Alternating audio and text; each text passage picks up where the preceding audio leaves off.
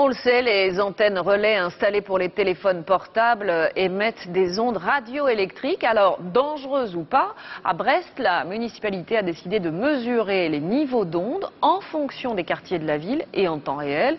Il s'agit de lever les inquiétudes des habitants et notamment des riverains.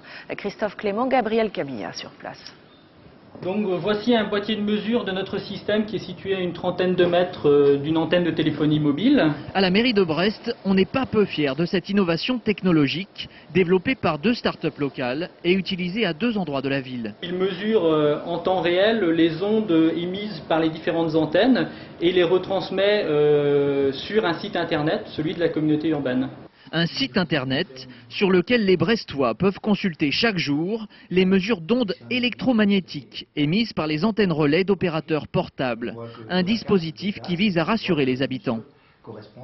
On s'aperçoit que les ondes sont de 1,5 volts par mètre à quelques dizaines de mètres, soit moins que les 2 volts de la charte de Paris.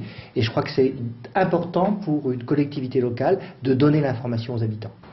Avec le développement du téléphone portable, les implantations d'antennes relais se multiplient, près de 100 autour de Brest. Et certains habitants s'inquiètent des conséquences pour leur santé. Je pense que les gens ont besoin de savoir effectivement si leur santé est mise en jeu et connaître les chiffres. Enfin, moi je trouve ça tout à fait normal. C'est pas prouvé qu'il y ait quelque chose de nocif, quoi. J'ai bien... Mais effectivement, c'est peut-être une prévention. Ça me gêne pas du moment que ça sera pas à côté de chez moi, c'est tout. Chaque jour, environ 300 personnes consultent le site. Le système, financé à moitié par la communauté urbaine et par les 2 sociétés brestoises, a coûté 39 000 €.